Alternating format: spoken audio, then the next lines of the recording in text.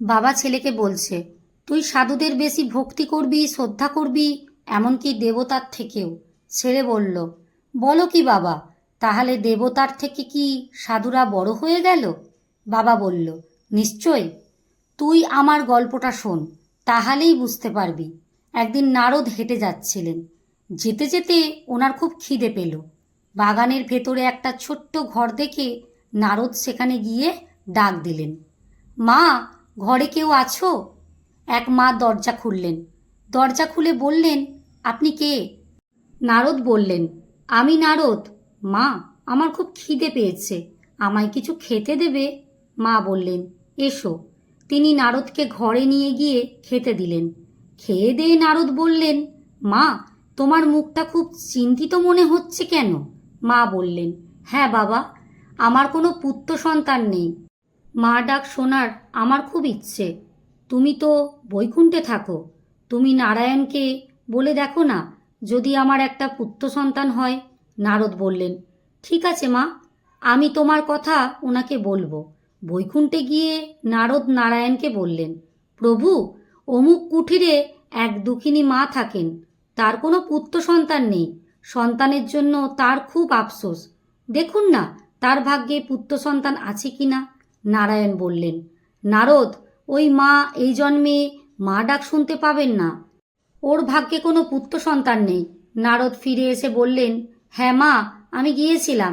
নারায়ণ বললেন, তুমি এ জন্মে সন্তান পাবে না, মা ডাকও শুনতে পাবে না।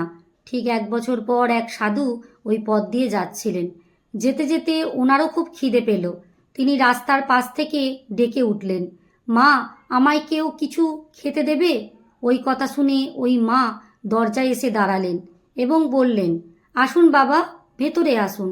তিনি সাধুকে ভেতরে নিয়ে গিয়ে খুব আদর যত্ন করে খেতে দিলেন।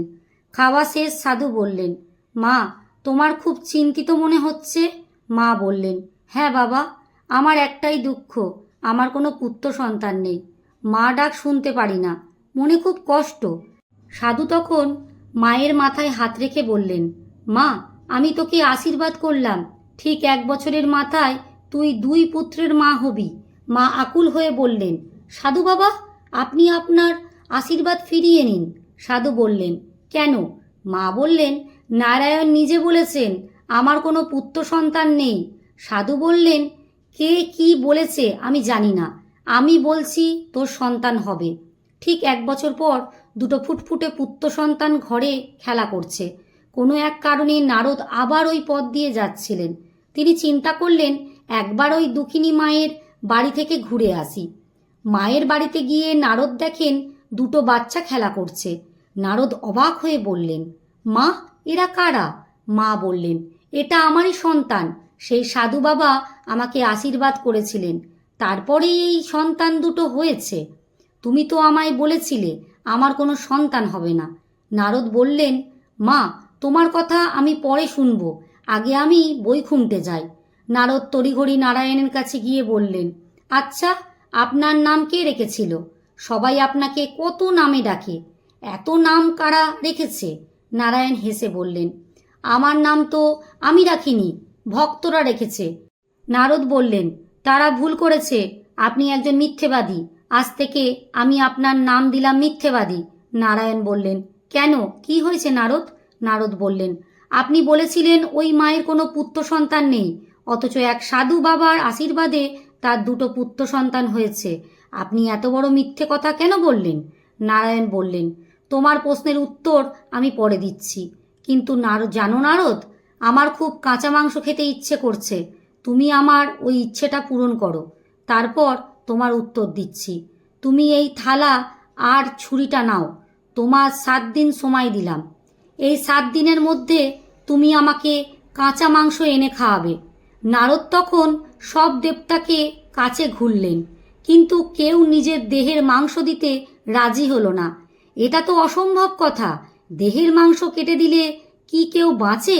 উপায় না দেখে নারদ নারায়ণের কাছে ফিরে এসে বললেন, প্রভু, এটা সম্ভব নয়। কেউ মাংস দিল না। নারায়ণ বললেন, নারদ একজন দেবে, সে সাধু বাবা ওই বুড়ি মাকে আশীর্বাদ করেছিলেন, তার কাছে যাও, তিনি দেবেন। নারদ তখন সেই সাধুর কাছে গেলেন, গিয়ে যখন বললেন যে নারায়ণ কাঁচা মাংস খেতে চেয়েছেন, সাধু তৎক্ষণাৎ ছুরি দিয়ে বললেন, নিন, কোন জায়গা থেকে দেব বলুন। নারদ অবাক হয়ে বললেন, কোন জায়গা থেকে দেব মানে?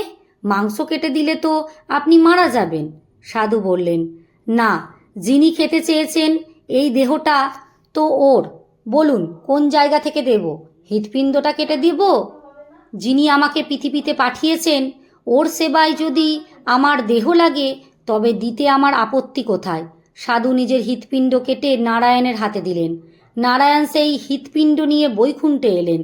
তখন নারায়ণ সাধুর কাছে হাত দিয়ে ওনাকে আবার জীবন দান করলেন। সাধু উঠে দাঁড়িয়ে হাত জোড় করে প্রণাম করলেন।